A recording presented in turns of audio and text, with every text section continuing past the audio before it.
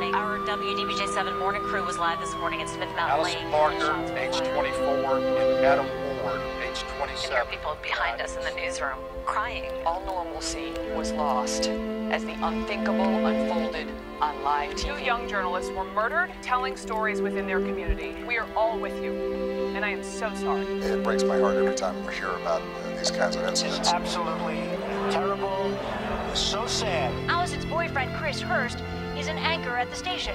They had just moved in together. The most beautiful woman that I ever met. We were living the dream, and that dream was shattered. When something like this happens, the conversation turns to We have got to do something about gun violence. There's too much gun violence in the United States. It's not about the guns, it's about mental instability. It shouldn't have happened to someone like Allison. We will not forget them.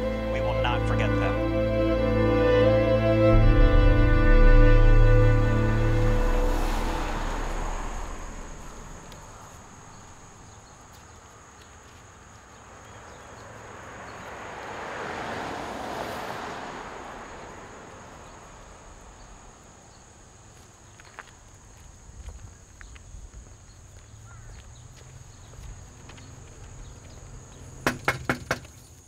Hi.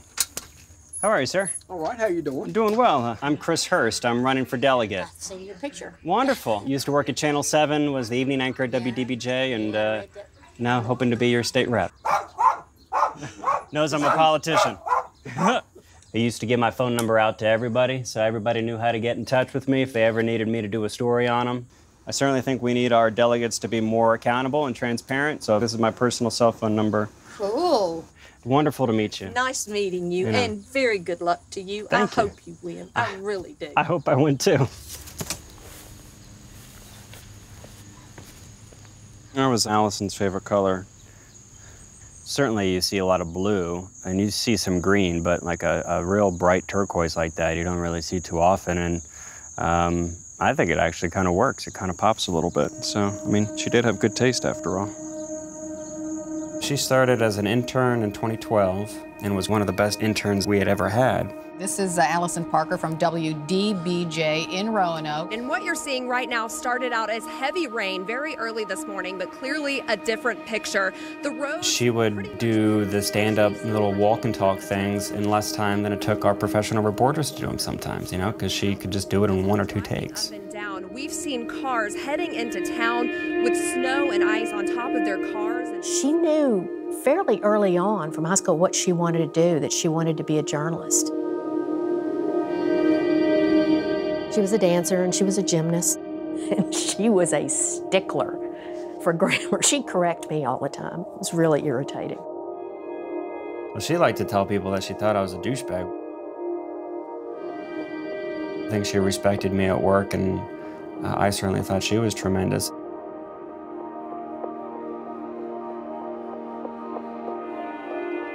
I always just wanted to marry the woman of my dreams, have a family, and be respected.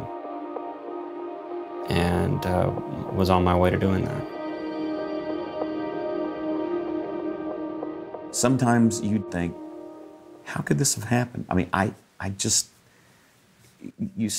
still have a hard time coming to grips with it.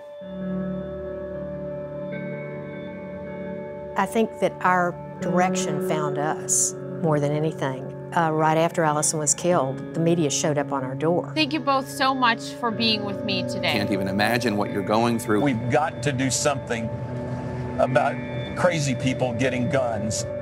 That was that critical step in saying we could have either curled up on a couch and done nothing, or we can speak out. Keeping the pressure on our lawmakers until they do the right thing. And if they won't, we will find their replacement. Everybody handles something like this differently. It's good to be back, folks. But in the 2.5 weeks since their murder, I can tell you the healing has begun.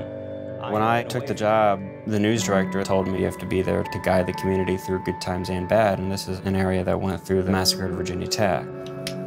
And Channel 7 was on the air for about 18 hours straight that day. I felt a real strong desire that I needed to go back and tell people it was going to be all right, you know, because I would also be telling myself that it was going to be okay. and was in the back of my mind saying, wait it out, stay the course for a little while, and then kind of figure out what your next move is going to be. I had it in the back of my head of trying to do something larger than myself in response to what happened to me and to Allison, but also as a way of publicly showing people that, you know, you don't have to let grief and tragedy and the random obscenity of life just tear you down. And I think now I'm starting to have more of the, oh God, this could be a terrible mistake, you know, of losing, and then what the hell do you do? That's starting to creep in now, but that's because we're 8 weeks away from the election. There is an unusually high amount of attention on one House of Delegates. Republicans and Democrats are both targeting House District 12. Which is a mix of red and blue precincts. I'm a Democratic candidate for the Virginia House of Delegates in District 12. That's Blacksburg, Virginia, Giles County, the city of Radford, and... Democrats are unlikely to capture control of the House this year. Now they're targeting 17 races, including this one, they believe could be flipped from red to blue. It's an important seat. If Democrats want to start taking back the state legislature, then we have to win this one. The 12th district has been relatively close at the state legislative level. That said, it voted by a slight majority for Hillary Clinton in the presidential election. I would be willing to bet that anywhere between like 18 to 20,000 people will cast their ballots. And this election, I think, is going to come down to 100 and 200 votes, something like that. So I think it's probably one of the most, if not the most, competitive House races in the state this year. There are certainly all kinds of challenges in this district that we see in the rest of the country as well. There are differences in terms of levels of education, religiosity, very different economic bases. I don't really know how this district can come to be and look like this. You have 2 universities in the district separated by a really rural area. It's great when you can travel in downtown Blacksburg. You see one perspective, you go to Giles, you get another perspective, and both of them are uniquely American. You have the east end of Radford where the university is. You know, it's doing okay, but when you get out to the western part of Radford, they're hurting.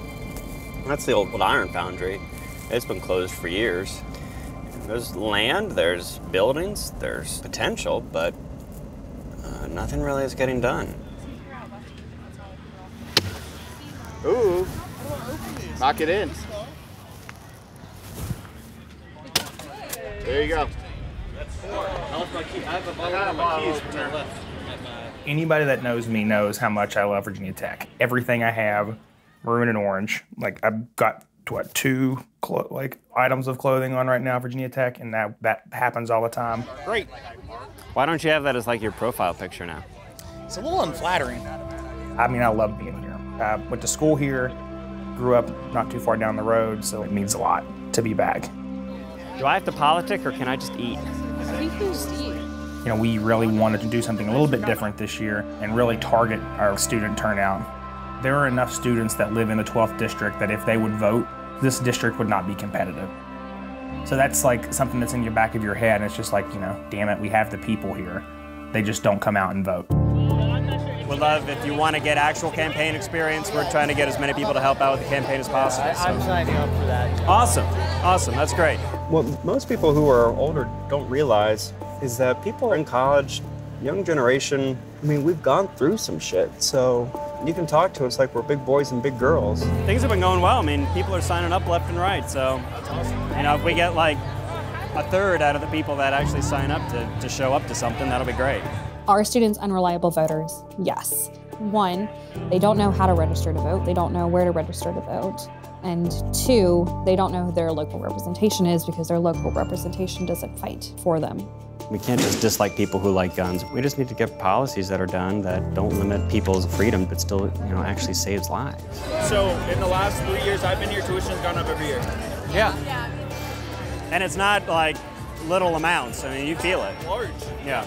What other campaigns have done in the past is high traffic canvassing. They'll stand in the middle of campus and register a bunch of voters. And then really after that, their efforts kind of flatline. It's like, okay, they're registered, but they still don't come out to vote. So we're trying a different approach. The precinct for Radford is the largest precinct in my district. This is where the election will be won or lost. Nobody has ever attempted what we're trying to do with our field program here at Radford ever before. We've registered 1,800 people at Tech, in 2 weeks. I feel good about our abilities here so far. I don't see why that should falter during GTV. Where does that put us for what still work we need to do in order to feel like we're getting close to our win number? I'm focusing those for this phase strongly on Giles right now because we need to really penetrate that universe more. From day one, we knew that we couldn't win if we performed like other Democrats did in Giles County. I think Hillary Clinton got like 24% of the vote there. And so our goal is really to spend a lot of time in Giles, do as much as we can there, and hopefully eke out, high 20s, low 30s.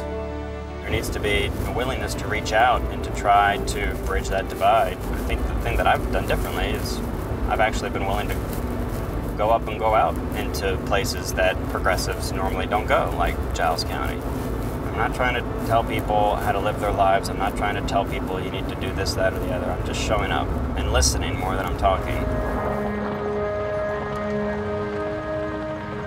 Incumbent Joseph Yost, a Republican, is hoping to win the seat for a 4th term, representing an area where he was born and raised. My freshman year of college, the first ever campaign that I ever made a phone call for was when we had a town councilman from Blacksburg run against Joseph Yost. When Delegate Yost ran for re-election, I was the president of the Young Dems at Tech. 2 years down the road, I was the field director here, and now 2 years down the road again, like I'm managing the campaign. I've never lived outside the boundaries of the district that I represent. For me, this is my home. It's personal. I can't count how many times we picked up the phone to call a voter in Giles County and they said, no, I'm a Democrat, but I can't vote against Joseph. I taught him, or I was his Sunday school teacher. Joseph Yost, among his advantages is that he has lived in many parts of this district his entire life. Grew up in Giles, went to college at Radford, continues to work in Giles County. All of those are real advantages. People know who he is, they trust him. Unlike Hurst, this is his home. This is where he's from. If Hurst has a problem, he could go back home to Philadelphia. He could move to another area. It's not going to be the same for Yost.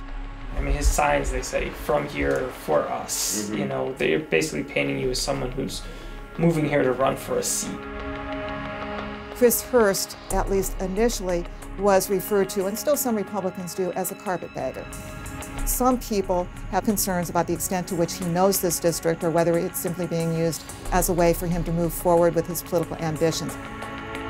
I still get people who will tell me that they think all of what I'm doing is self-serving, and that was the main thing I had to wrestle with was, am what I am doing self-serving? People try to prescribe a very certain way of responding to grief, and I just never really wanted to do that. It's something that I'm still trying to make sense of. I was on an emotional roller coaster for a very long time. Allison's parents were still very much in the spotlight, and her dad was doing a whole lot of advocacy work. The National Rifle Association, in effect, accusing you of making this a dog and pony show. We were getting attacked online by conspiracy theorists and people who think the whole thing was a hoax. You hear some of the fringe groups, he's an actor that's fake tears and all of that, and I mean, it's just nonsense. But people actually said that to you, Andy? Yeah. I mean, I kind of went back and forth a while. Back now live, and you can see where some of the charge still remains. I had no real desire to do anything else. Her body was found in Alabama. There had been reports... But I was starting to get jaded and cynical just because we'd see everything up close, unfiltered. Good evening, everyone. I'm Chris Hurst. A violent morning before sunrise here at Freight Car America in Roanoke. And as the sun begins to set... Around October of last year, I was starting to cover more and more of what I used to cover, shootings and murder and mayhem and all that kind of stuff. We had a workplace shooting in Roanoke where a guy killed 2 employees at Freight Car America. Could have said no, but just wanted to buck it up and do it. And then I get down there and I realized that I would be going live from the same live truck that Adam and Allison had used when they died. We're told are in serious condition. And Chris, I imagine there are many others tonight who are still shaken by what happened here this morning. And those wounds might take a lot longer to heal. Joe, thank you very much for your work today. It is those friends, the family members, and the co-workers of those impacted here at this shooting that we... Did the news at 5. At 5:30, I pretty much cried for the whole half hour and then, shook it off and anchored the 6. and then fell to pieces between 6 and 11. And then I would go home and would just fall apart. And I was like, this is completely wrong. Like, I don't need to pretend anymore. Finally tonight, my friends, I need to tell you something that's been on my mind for a while. I will be leaving WDBJ-7 at the end of February. Southwest Virginia is now my home, and I have no plans to leave the mountains, the rivers, and the people I've come to love. I don't know what my future holds. I only know that I'm being called to something greater, and that I need to move on to a new chapter, one that isn't written yet. I had lost my objectivity on a whole lot of things, and I felt like I had something to say that was me. You moved here to Blacksburg in February. Why not stay in Roanoke and run over there? It was just like reliving the best of times and the worst of times. So I knew I needed to move somewhere out of Roanoke. The most important thing for me was that I didn't really want to live anywhere else. Here I get a chance to connect with the people that really did give me a lot of strength and support when I needed it. And so what could I do that would keep me here and continue to tell the stories of the people of Southwest Virginia? Were you concerned when you ran that it would make Allison's death into a political issue? Right now you're a Democrat, you're not just a person. I had to be very sure with myself that I was doing this, not for me, not for her, that this is to be a better advocate for the people of this district. I want more people to be able to get well when they're sick and not go bankrupt from it. I want more children to be able to use textbooks that aren't 10 years old. A lot of people are trying to say, okay, he talks the talk, but can he walk the walk? And I think that people should be appropriately dubious. We're very cynical about the press, and we're very cynical about politicians. So when you have someone in the press going into politics, it almost just doubles the cynicism. You know, obviously what happened in my life gave me a moral urgency of wanting to tell people what I think the truth is. How are you? And I think people have appreciated that. Oh, thank you very much. I appreciate it. Thank you, thank you. I just want to make sure that we can have this place grow and continue to have more opportunities here so that we don't continue to have Southwest Virginia be seen as an afterthought. Let me ask this. Last night, you did talk about guns. You're at Virginia Tech. When you listed to me the top issues, I brought it up. You didn't bring up. Mm-hmm. How big of a part of your campaign, overall campaign, are gun laws? It's not really a major part of the campaign. I wanted to put a message out there that talks about what I can do for the people of this district, not what I'm out here to do with some secret covert agenda of trying to change gun laws, because that's not what I'm out here trying to do. I mean, the bottom line is it's finding people whose stories aren't told and telling their stories. And the stories of Southwest Virginia are not being heard in Richmond. They're not being taken into account when it comes to policy, and that needs to change.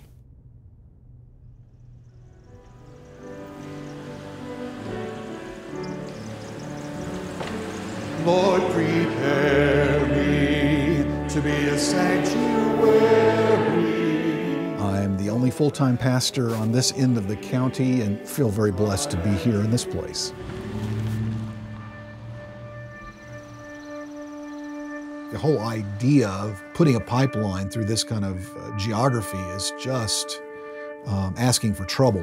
The pipeline has been highly contested by people in several communities. The Energy Regulatory Commission found that the pipeline would result in some adverse environmental impacts. Putting a large pipeline through a very steep mountainous area with sinkholes, it just didn't seem to make any sense at all.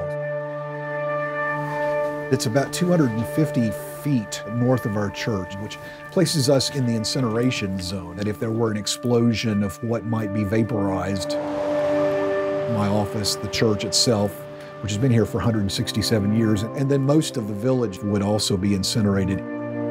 Reaction was like somebody punched me in the stomach. You can see the house in the background. So we're looking at about 250 feet maybe. Well within the blast zone. You know, I wake up at night thinking about it. We think our land is valuable. It's a great location. Our house is a custom handmade house, but the fact that you got a pipeline 200 feet from your door that could explode and kill you, that's more than we're going to put up with.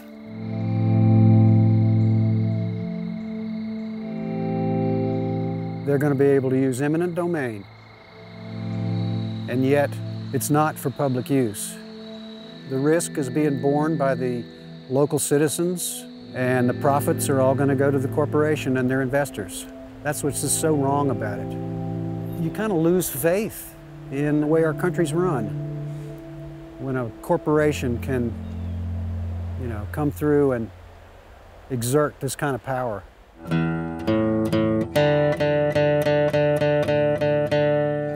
Imagine what this place is going to look like after it's through here.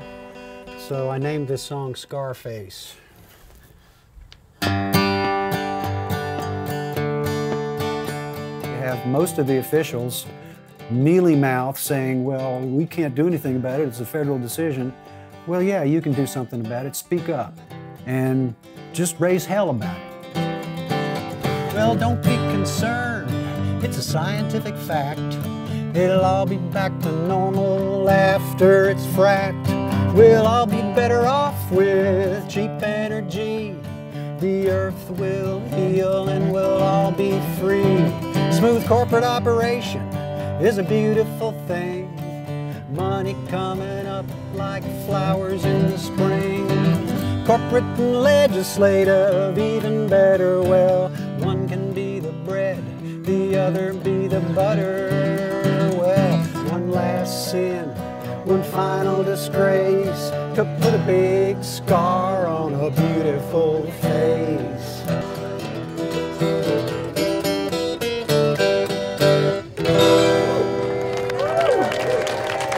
Keep fighting it. You're not going to give up? The situation is dire in resisting the Mountain Valley Pipeline. We need to make sure that landowners are given just as much fair treatment as these natural gas companies that continue to line the pockets of my opponent. Because it's not for public use, it shouldn't be approved. Now the other side, you know, they're a little scared. We did this thing where we put up that billboard. I don't know if you saw it in Pembroke on 460.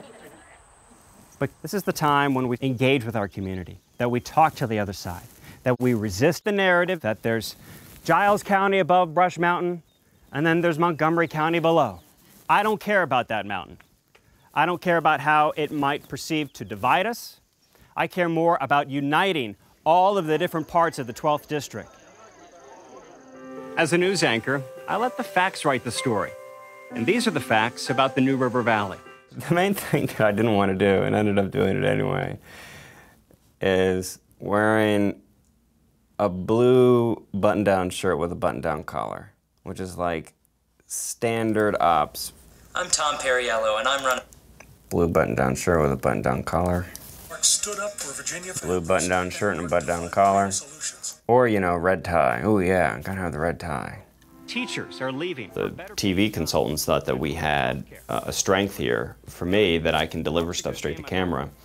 And so we don't need the disembodied voice, you know, with Yost behind prison bars and black and white and all that. I don't like negative ads. I think they do our country a disservice. The problem is that they work, you know, so how do you juxtapose that? And that's the same thing with campaigns in general. The Republican Party is in war over Donald Trump. The rising likelihood that he will become the nominee. There was lines around the parking lot, a solid half mile. I went as a viewer because a presidential candidate's coming who I don't necessarily agree with, but we don't think's going to win. Tensions were pretty high. You could tell on campus. There was a big divide between different communities. Radford's a unique community where there's a loud, progressive minority. So a lot of the diverse organizations, we got together almost like an echo of the civil rights movement. We're gonna have a lot of fun today. We have a lot of time. Our strategy was to stand up if he said something derogatory and remain nonviolent. There was a lady who was protesting, and then Donald Trump asked the protester, Are you from Mexico? Are you from Mexico? Huh? Are you from Mexico? We weren't having it. Who's protesting? Anybody? Oh. Get out of here. Get him out. There was about 20 or 30 protesters in the stands. This is the rowdiest Donald Trump rally that I've covered. People did report getting spit on and be called the N-word and go back to Africa. A photographer tried to leave the media pen to go cover the protest.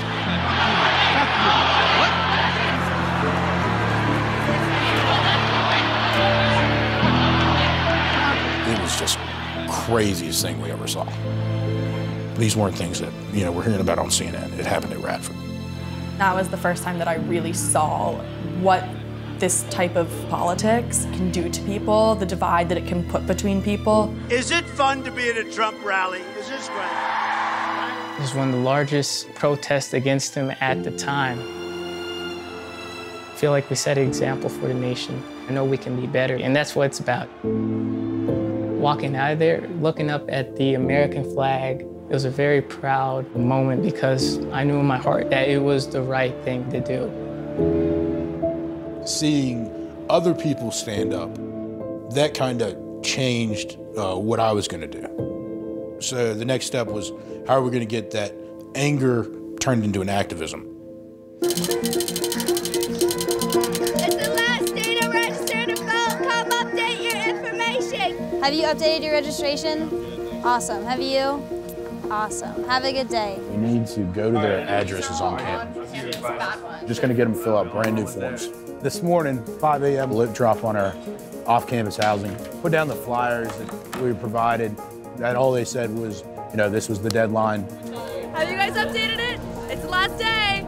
Did you ever check your registration status? You got it?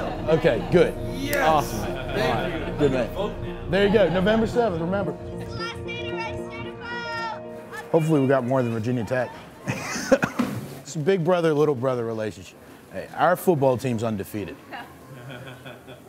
How's it going, sir? Have you registered to vote? The more I got to know Chris and his platform, the more I really started to care. A lot of these students, we live here 9 out of 12 months, and a lot of students live here over the summer. So, we work here, we pay the taxes. The laws affect us as well. We should have a say in what should happen. Especially after this general election, I think what surprised me most is the people that still say that, oh, I don't want to vote. It's just I just don't care. Do you want to vote? Do you want to register to vote? Why not? May I ask why? Not interested. Not interested? There's still that handful of people that don't even know there's an election on November 7th. I don't get it. I want to check my man out. Well, go put it on the fridge. Make sure everybody sees it, especially Austin. The more time we spend working together and working for Chris, it's become so personal. It's I think of everyone on this team as friends, and I just want everyone to succeed. Generally, registration tends to reach its peak in presidential years and then slowly, gradually drop off for following the off-year elections. This year, we've registered more people in the city of Radford than we did last year for the presidential race, which was really unusual. Now we've got 12 and a half, I've always believed in citizen involvement, citizen engagement to make everything a better place, from your locality to your state to your country. Voting is the core service around which all other government services are built. And as Americans, I think we take it for granted. We think, well, it's always going to be here. And we can look back at history and realize, no, it may not always be here. I believe in American democracy, and that's why I teach what I do. It's to try to inform, to make sure if a kid is going on to be a plumber or if he's going on to be an astrophysicist, that he knows the system and understands the good, the bad, the beautiful parts and the warts. That's our system, and perhaps they'll be the generation that knows how to fix it. Education is not exclusive providence of Democrats, and I think it frustrates sometimes when we don't look at party. We originally did not endorse Delegate Yost, and ever since then, he's maintained a 100% voting record on the VEA's legislative agenda. A couple different times when we've endorsed Delegate Yost, it's almost like you can hear the record player scratch. Politics today doesn't lend itself to nuance. We're asking our voters in the 12th district choose between individual versus party politics. And unfortunately, in the very partisan world we live in, both in DC and now in Richmond, things are done on a partisan level. Candidates in the race for the 12th district have spent more than $1 million. Record-breaking campaign That race has attracted the most amount of campaign grants. What you're going to see them doing is spending a lot of that money on what we call GOTV, get out the vote activities.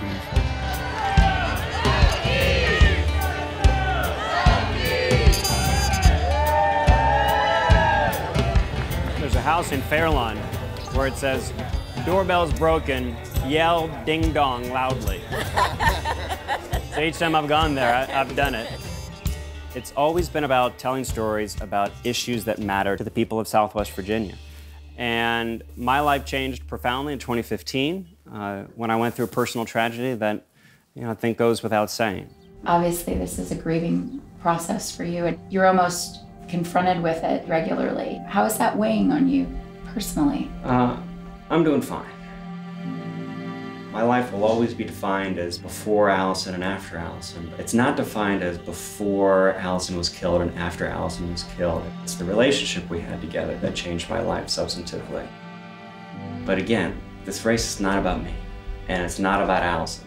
This race is about the people of this district who deserve to have a loud, strong voice that represents them in Richmond, because they don't have that right now. Hi, Ronald. This is Chris Hurst, running for delegate. Hi, Stephen. Just wanted to talk to Mr. Lawrence. This message is for Christina. Okay, they hung up on me. I went from having it all to questioning my existence on this planet. We'll mark that as refused. So I got no problem with having to sacrifice to do something that I truly believe in. This is Chris Hurst. Hope to talk to you soon, Lee. Thanks. Bye-bye. Obviously, gun control is sort of what people instantly zero in on with your candidacy, but there's more. Well, I mean, it's been more the media who's really tried to zero in on that more than anything else. And there are people who call me a gun grabber. There are people who think that I'm going to try and take away the Second Amendment and all that. And he always gets questioned about his position on the Second Amendment, and he always will. We haven't made it about guns because we don't think that it should be. If you got elected, would you push to eliminate the gun rights? No, not at all. I was actually talking to a guy last night who said he was a gun-toting, NRA-supporting Republican. But when we talked about, the gun violence protective order issue, when we talked about one handgun a month, he goes, yeah, I don't really see why anybody needs to buy more than one handgun a month. We can take out the extremity on both sides and still have an objective, I think even journalistic approach to policy.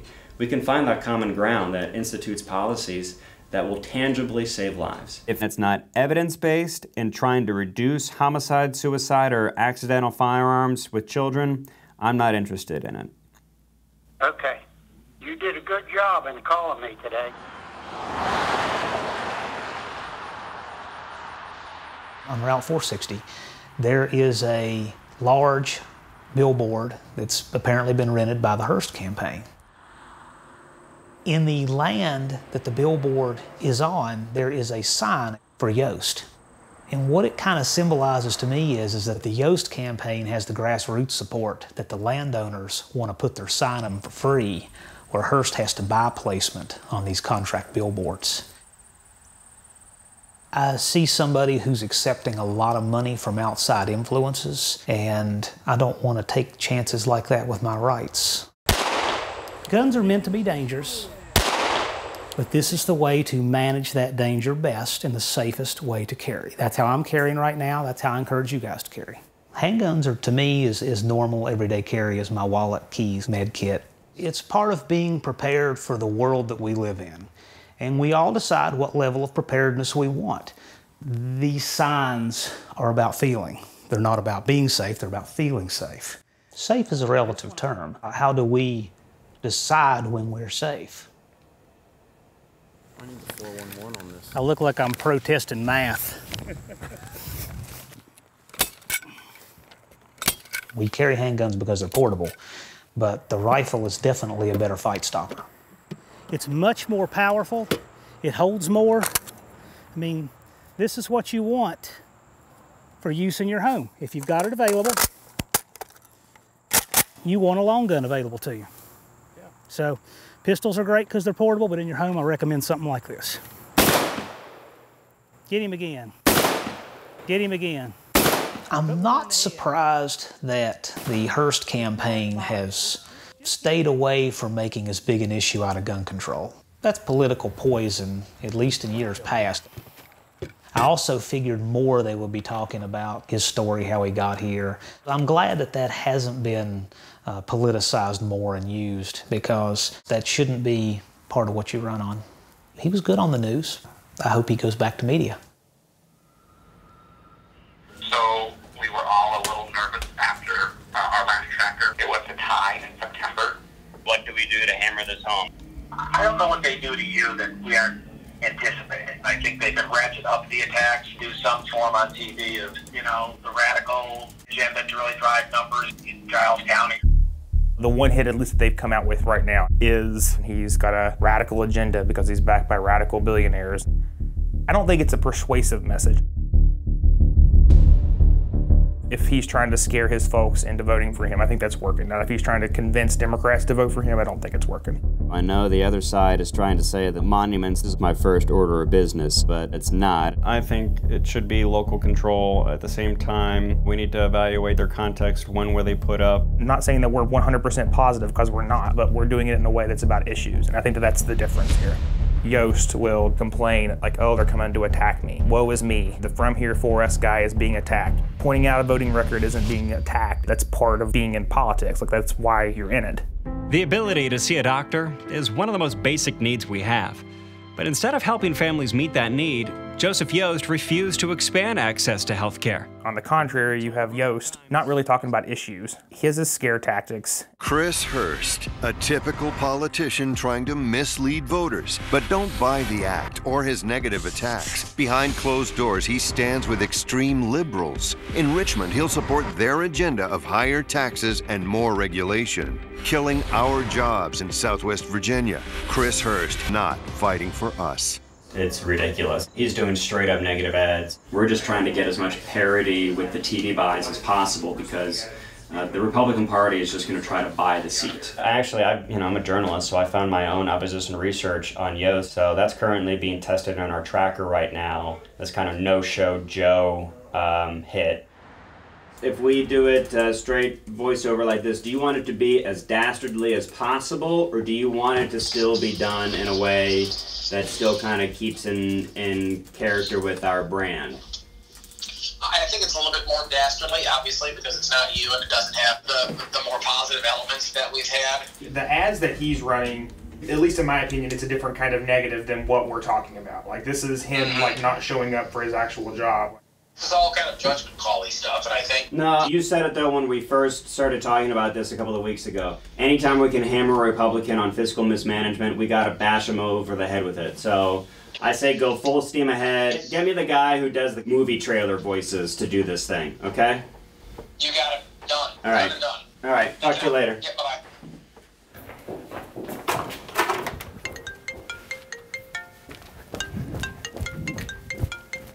Hey. Hey. Our pollster just sent us a subject line message that says 49-42 Hurst leads. More to come. Wow. Well, maybe negative campaigning doesn't work. I mean, 20 minutes ago, I told my TV guy to draw up an ad that would make Karl Rove piss his pants. So, oh, you don't want to do that. Well... Oh my God, Chris. Well, because I'm in the fight for my life here, and going negative works. That's why they do it, and they're outspending me 2-to-1. Oh, honey, people really respect the classy way you've run your campaign. Why do you need to even bring up anything negative at this stage of the game? Because if I lose, then I'm going to be incredibly full of regret. Well, it's your campaign, Chris. In the New River Valley, we show up and work hard, but not Joseph Yost. Yost serves on taxpayer-funded boards charged with improving healthcare, education, and the economy. But Yost skipped 34 of 35 meetings. When Joseph Yost doesn't show up, we pay the price.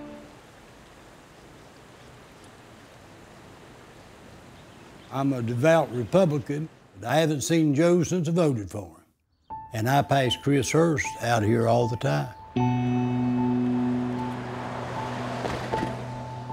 NARAs, which I like to refer to NARS, N-A-R-Z, like the locals call it. It's named after the Nares in the New River down here at the fall. It's a working class town, lots of retired people, very friendly. I'm thinking whole much about it, yeah. It's the only town in the United States where two major hiking trails intersect. The Appalachian Trail and the Great Eastern Trail intersect on top of this mountain you'll see behind. I was amazed when I bought the hotel of the strong sentiment people had for it. It's the first hotel in the United States named after General Douglas MacArthur.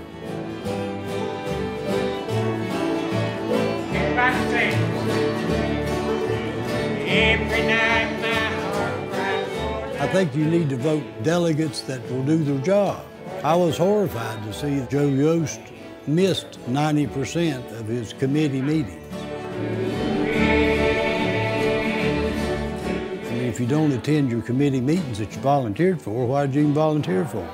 Somebody else might want to be there that will go to the meetings. I think Chris Hurst is that guy. What we need in this community is just to get on the tourist bandwagon. I hope that the delegates, every which one gets elected, will see that this is a gem in disguise.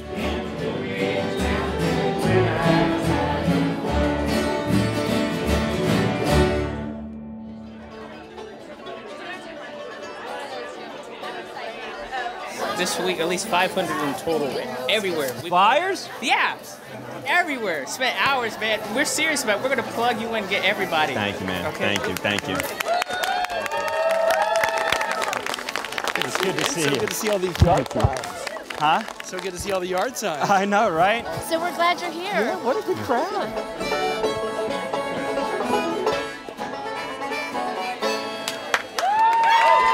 Are y'all fired up? Are y'all ready to vote? Are y'all ready to get out the vote? That's what we need, folks. We got 4 days left before Election Day. And I tell you, it makes me feel really good to come into the neighborhood and see so many Chris Hurst signs. That's a good sign. I put them up. I put them up myself. I didn't even ask. I just, This is a public servant we can all believe in. This is a righteous bastard for good. Everybody give it up for U.S. Senator Tim Kaine. I didn't mean to call you a bastard. It just kind of came out. I like it. Okay. I like it. Okay. Chris has taken a deep personal tragedy in his own life. He's taken his own formidable skills and talents. He's put those things together and said, I want to serve other people. In the grand mystery of life, sometimes the more you go through, the more you end up having to give and the more you end up having to share with others. I did Tim Kaine last night. I'm doing a barnstorm with Rick Boucher, going to Fairlawn and Giles today. I'm here today because I can't remember a time when a candidate for the state legislature has created more excitement, more enthusiasm. How on earth could I possibly represent my district unless I go to every single part of the district and ask people how they want to be represented? I really enjoyed your remarks, and I have to say, you got better and better every time I've seen you give a speech. Oh, I just get even better. I just get louder, Leslie. That's all. No. If we can just get our folks out, we're gonna make sure that we plant this big blue flag right here in Southwest Virginia and Appalachia. Did you ever think you could do that? You can talk about how bad things are, but you got to be a part of the solution instead of the problem. And that's what I'm trying to do, even though I'm only 17. It's worth it not getting this sleep, because what we're doing the next 3 days is probably one of the most important things that I've ever done in my life. This is my future. No, of course, yeah, sure. 1, 2, 3. Hello again. Hello. How are you? I'm good. It's good to see you. How are you doing, man? The next delegate from this district, Chris Hurst. There are 17 House of Delegates districts that voted for Hillary Clinton and Tim Kaine last year, including my district. If we got all 17, the Democratic Party would have a 51-seat majority. It is possible, folks. We just need to get our people out to the polls. And that just made me so happy when you called us my district. Why does it matter where you're from? it should matter where we're all going. There's no time to waste. No time to waste. Here, are you heading out that way? Yes, sir. Yeah, well, I'll walk out with you. You don't need to walk out alone. Oh my God, it's Chris Hurst! Yeah. How are you? I'm doing well. How are you doing? Doing good. Good to see you. Good to see you. How long since you slept? A while. This is a huge generational moment for our state. I know that you all realize how special this guy is, what a big deal it is for him to win, not just for his voice, but really giving back an entire region of voice. I want you to understand just how big the stakes are as you're thinking about how many hours to put in over the next 3 days. The only thing that matters is voter contact. Do some canvassing on Monday around 9. Every yard sign counts, every bumper sticker counts, every knock on a door, every phone call counts, every vote counts. When we vote, we win. This is kind of ground zero on almost every level.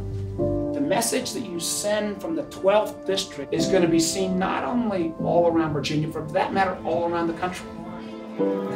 I might overstate it. This really is state, national, everything else. You win this thing, you know, the sky's the limit for what you can do. Well, we'll start small, and it's about what I can do for the people here. Yeah. Good answer. Good answer. Well, that's what I believe in. Yeah, I appreciate it. Thank you, thank you. This is the staging location for the campaign for Get Out the Vote. GOTV is what it's commonly referred to as. Good luck, have fun. Chris Hurst for delegate. Accomplish great things. Having things like Tim Kaine and Mark Warner coming to our campus is showing people like, okay, the work that you're doing is important, the work that you're doing is noticed. Everyone is really pumped up. This is what we've been working towards, and I think everyone can feel it. Yeah, do you know who you're voting for tomorrow? It is the day before Election Day. We're giving out free guacamole and chips at the library. We have information on where you can vote, who are the candidates. He's running in the 12th district, and he is the Democrat running for House of Delegates. And yeah, just make sure you vote down the ballot. I think I'll be tired on Wednesday once it's over, but right now I'm super energized about getting out the vote. I start work tomorrow at 4:30 a.m., but that's what it takes to mobilize the voters. We have a big election on Tuesday. It looks like it might be a really tight race. Republicans and Democrats now both have polling showing their guy is ahead. We're just doing some last minute stuff. 50-50. I feel confident in the same breath that I feel like it wouldn't surprise me if it didn't go our way. So it's gonna be a toss up. Chris tried to take out Bradford yesterday. He took over 200 pieces of Election Day Oh, guess how many doors he got? Chris Hurst, running for delegate. 178. It's a record for Chris. All right, we have come to the end of our road almost. So we're gonna go over some important things. If we continue to push this make a plan concept on people, it will increase our voter turnout, and we will win this election. We're gonna make it happen. Thanks, Elliot, man. You're doing a great job. Appreciate it. You're doing a great job. I believe that the campaigns that are successful have people who are emotionally invested in the candidate and the campaign they're working for. And so, not to get touchy-feely, but being sentimental is a good thing. This is what we want. I've been so adamant about not making this campaign about what happened to me and what happened to Allison. But there is some part of it that really is. I wanted to do something to show myself and to show her and to show both of our families how much I loved her and how much I was willing to sacrifice to do something from scratch. And I found out very early on that there was no way in hell I was going to be able to win all by myself. You all have just as much of a personal stake in this campaign as I do. You know, you guys have invested yourselves in each other, you've invested yourselves in this cause, because we know that elections matter.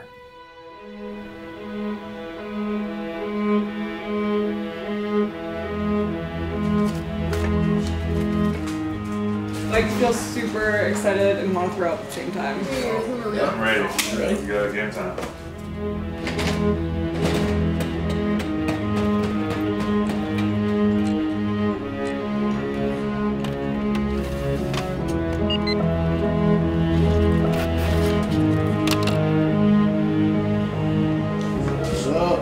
Hey Matt, it's Andy. I'm just calling to make sure that you're awake. Good morning, everyone.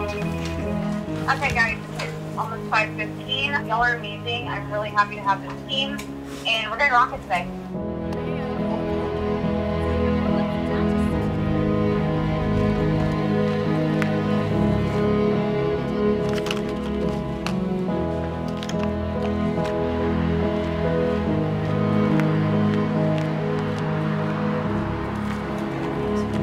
Give me one up there. The election, the entire nation is watching. A microcosm of the country. Grapple with some of the biggest issues in national politics. Healthcare, monuments, guns. All of it has come down on Virginia. Will be a sign of where American politics stands right now. We're going to be waiting around tonight. Depends on the voters. Rural Virginia tends to go for the Republicans. The cities. And just negative ads keep people away from the polls. It's not going to help him. Tends to favor the incumbent. It's not raining now, so let's take advantage of the time that it's not raining. Hi! Are you still planning to vote? All going to depend on turnout. We've seen a steady stream of people coming to polling places in Radford, in Giles County, and in Blacksburg. Hurst has actually been in all of those places throughout the day-to-day. Turnout could be stronger than 2013, the last comparable election. We spent a lot of time mobilizing students and getting them turned out. Like a presidential election right now as far as turnout? Our Blacksburg turnouts all look good. Have you guys voted yet today? You still want knocking people that have notes on their door? Yeah. Okay. They need to vote. Radford's turnout is exceptional. If the turnout increases, if it gets closer to the keep hearing words like steady. We'll see what actual results look like, but just from turnout numbers, it seems to have worked. And then we're going to be looking to Giles. Hello, Alan. Hey there, Clayton. You vote right now. You know how I'm voting. How do you think we're looking? It's hard to tell. I was just calling to see if y'all had a 6 o'clock report for the precincts in Giles. Pipeline is a really big issue in that race, and since they're both on the same side, it takes that issue off the table. We're working for you to continue to provide live team coverage. What to expect as the polls are just about to shut down. 4, 3, 2, 1. I want to ask you real quick about the New River Valley race. Earlier, you said you thought Yost would win that race. Why do you think that? Well, the makeup of the district is pretty friendly to Republicans, and that makes it more difficult for a challenger, in this case Chris Hurst, to knock off an incumbent. Dr. Ed Lynch, thank you very much. Oh, damn, we're off. Here's Aaron, here's the first one. This is Radford East, Hurst 862, Yost 457. What's the percentage breakdown of that, Aaron? 4 years ago, East was 52.7% Democrat. God, 65-35. They outperformed him by 400 votes in that campus precinct. That's insane. They're taking longer at other precincts in Blacksburg because students who didn't know who the town council and mayor was wrote in their own names. Do we have any results anywhere? Just Radford. Just East? Yeah. You pull the chair. Michelle, I don't think I could sit right now. Leading up to this election, we've seen these polls being so closely watched race for governor. If he's elected, it will be a sign of hope for the entire country. His first ever election as a candidate, at least after covering many as a local TV news anchor. Here we go. F2. 1006 Hurst, Yost 361. Yes! Yes! Woohoo! The results are already rolling in this evening. Are not quite following the typical pattern. Okay, we got 2 more. There are 2 more in Radford. It's 1 Central. And 1 Oh, we won the West! Holy shit! Radford, yeah!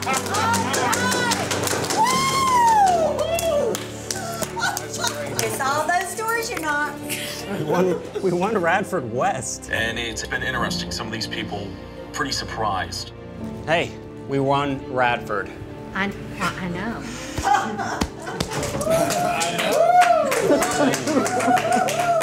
Wait a minute. How was your day? It was awesome. Everywhere we went, people just thumbs up, pulling for you, voted for you. I was just enjoying listening to all your supporters talk about how wonderful you are. You're Facebook Living this? I am. Okay, great. A2, 922 for Chris, 285 for Yost. Woo! So, Oh, sorry. I haven't eaten anything all day. What is it now? 64-36, District 1. With how many votes? A third of the vote in. We got for A3. A3, what is it? 1384 Hurst, 636 The college student turnout is way up. Oh, we don't have anything in Giles yet, do we? Giles generally reports as an entire county, right? Yeah. NBC News has called it for Northland. Wow. Wow. This could be. This could be amazing. All right. No. We haven't even gotten Giles in yet. They said I was going to tear down the statue.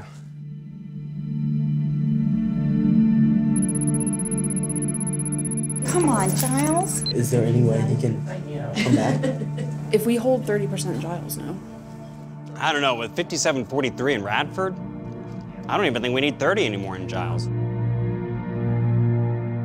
Are we hearing things from Giles? We know that the turnout was above 2013.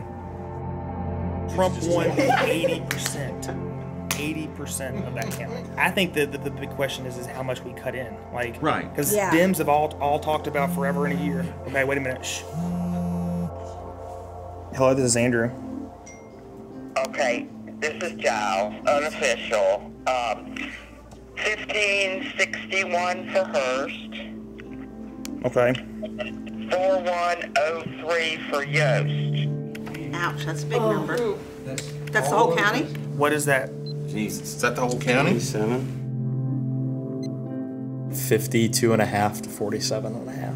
That's not going to be able to do it. No. No. So it's not as of now. The only precinct we have left is G. Okay, you know I'm just sitting here pressing refresh. Here it is. Here's G. What is it? What is it? 1284 Hurst, 585.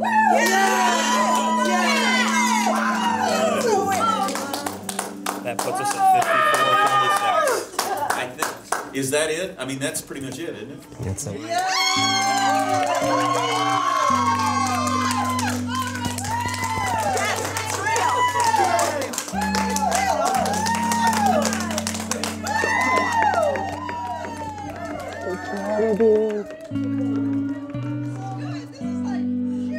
I can't tell you how proud I am.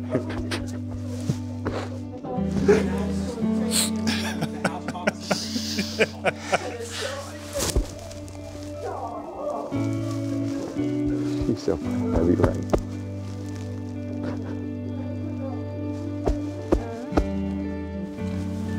She was right there, kicking their ass to get out the door. I knew it. I got to text everybody.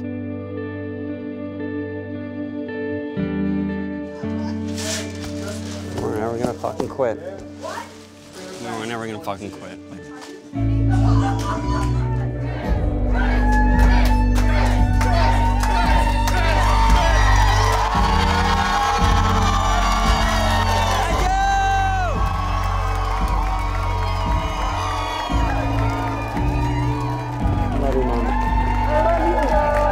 Ladies and gentlemen, please join us in welcoming our new delegate, Chris Hurst.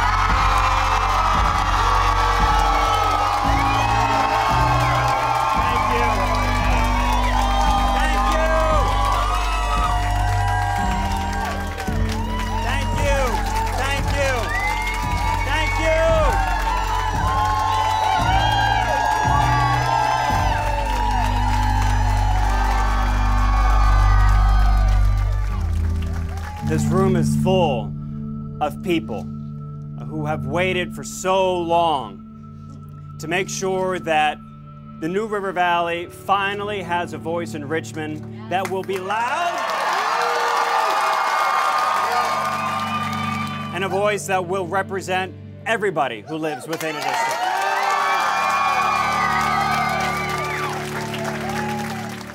The message from the other side was from here and for us. And for so many, that became offensive. It's not where we are from, it's where we're all going together.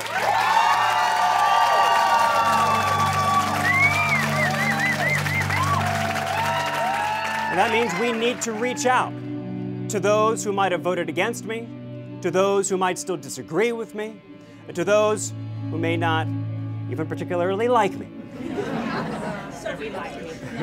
Almost 9 months of a campaign, and it's over.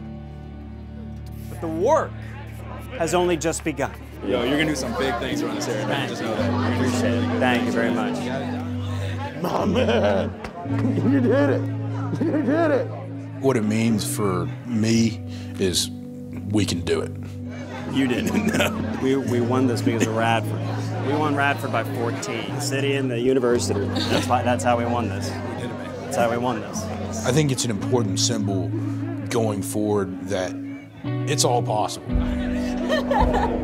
Thanks for everything. I mean, we do it because of you. It starts from the bottom up. Thanks for fighting for what we believe in, man. And it always has. We'll keep doing it, man. We'll keep doing it. Thank you. We set an example for ourselves of what can be accomplished. So I'm very proud of what we did. With it, we'd love to get you the 8 Sure. of the 11. Sure. I'm good when you are. Rolling?